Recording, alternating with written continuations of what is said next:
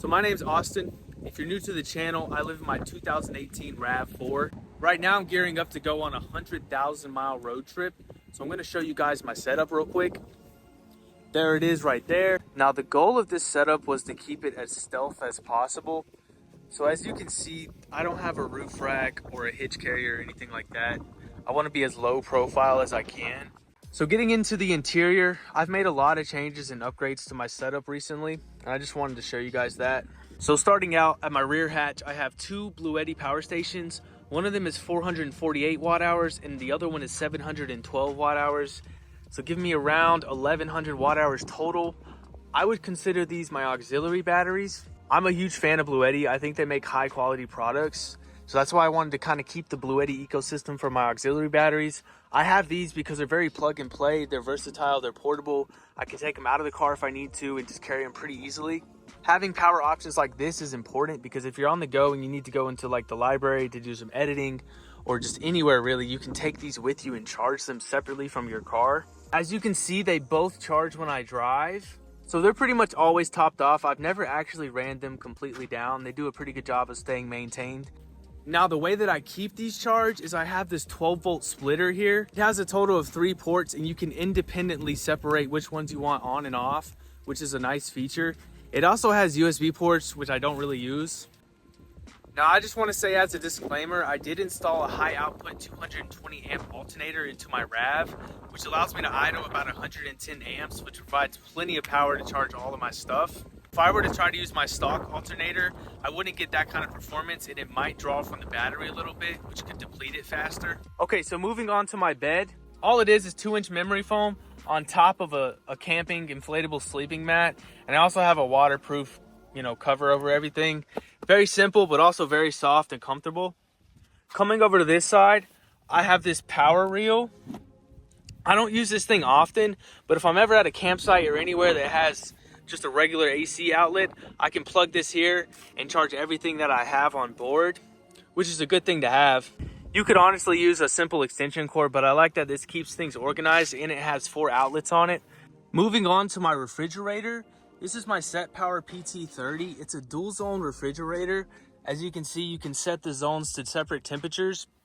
I keep them both pretty much the same because I don't really use the freezer option. Now I've been asked about water and what I do for that. I don't keep like a water jug, like a sink type thing. All I do is have a gallon that I just replace every week or so and refill it. And I use it for my cooking needs or my drinking needs. Yeah, it's pretty lazy, but it works for me. Now coming over to the passenger side here, this is where I keep my big guns, so to speak.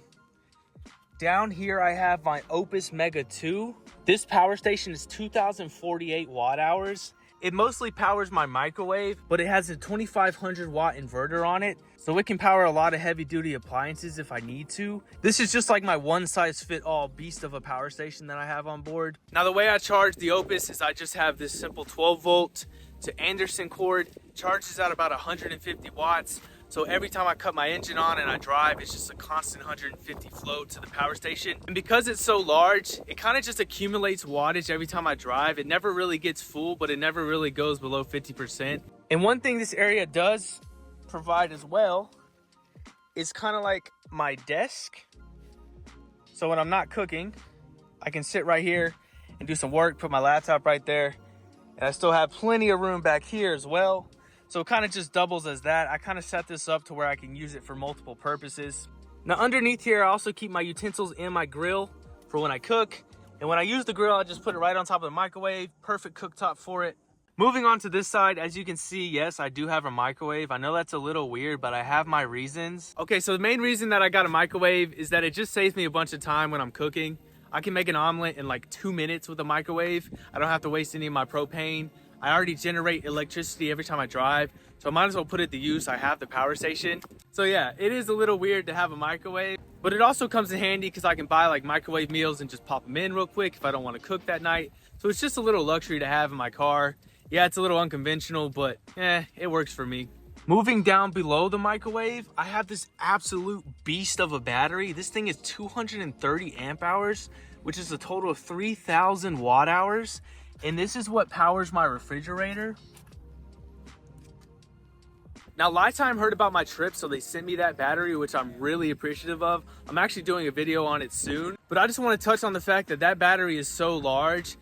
Number one, it can power my fridge for like a week and a half, 2 weeks on its own. But because of the fact that it's constantly being charged, I can overland for 2, 3, 4 weeks at a time and have cold food and never have to worry about ice. So that's a huge plus for when I hit the road. I don't have to worry about it ever again. Now, the way that I charge the battery is not the most efficient way, and I am gonna buy a DC to DC charger, which is more advanced and will charge it at 500 watts, and it'll prevent overflow or anything like that. But the way I charge it right now is I have this 12 volt to AC 300 watt inverter, and then I just use this battery charger that they sent me with the battery. So this will charge at like 200 watt. Now this is a smart charger, so it's gonna make sure that it doesn't go over capacity for the battery, but it does charge at a slower rate.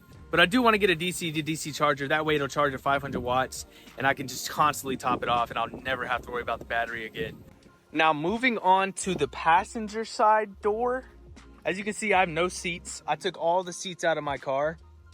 But here's where I keep my cooking supplies and dry food. I have 2 totes right here. And right here is where I have my air conditioning unit. Now, when I run my AC, I run it to the Opus right there, which can run it for a fairly long time. I only run it for about 3 hours a night to cool down, but it is September now, so I'm not gonna really need it. Now, the reason I wanted the seat out and I didn't want to put anything kind of up here is because when I shut the door, I don't want anything coming through the window and people saying, oh, what's that? And getting curious. Like if you look at it from right here, it looks like nothing is in the car. I did have this set up in a way where I had something kind of in this airspace, and I didn't like that at all. I felt like it was just attracting unwanted people to my vehicle, and I just wanted to prevent that. So yeah, as you can see, it looks unassuming as any other car on the road, and I can still have functional space. Now, kind of down in this crevice, I do have, you know, the pieces for my air conditioner. I have a handheld vacuum, and I have a jump pack as well. So I do have some space down there where I can keep some things that are useful. Now, coming to the driver's side rear is where my bed is, of course. I have my CO2 alarm for the winter when I use a propane heater. I don't really need it now. This pouch right here, I just keep a flashlight and different things I need to get to. Right here's where my Starlink dish is at, and underneath here is where I keep all my clothing. Fire extinguisher, of course, for safety. So yeah, the reason I put my bed on this side is because I wanted to utilize kind of like this whole side of the car for storage and other purposes. So I really think that's a good idea. I used to have my bed in the front, but it kind of restricted what I had to work with because it was like cutting into this area and I only had like a little portion right here, and it just wasn't the most optimal way to do things. So I really like this setup. I think it's a lot more simplistic and a lot better use of space. Now, underneath my bed is where I keep my window covers. I have custom made window covers from WeatherTech that'll fit on all my windows. Those are super important at night when I want privacy, or in the daytime when I want to keep the sun out and not have it as hot in here for my batteries. So yeah, that's my setup. I didn't have to sacrifice, you know, any leg room right here. My chairs scoot all the way back, and I don't have anything kind of protruding this area. Everything functions as it should. I feel like it's very open and very functional for what I'm gonna need it for when I hit the road. It's gonna have to be an office, a kitchen, pretty much everything. I'm not gonna have a home base like a storage unit or anything like that. So I needed to check every box for when I leave. So that sums up my setup. Let me know what you guys think. I think it's very functional, just very simple. Yeah, I kind of splurge on the microwave, but trust me when I say that it does save on a lot of times, and it just works for me. So let me know what you guys think about my setup. I appreciate you watching. If you got this far, I'll see you next time.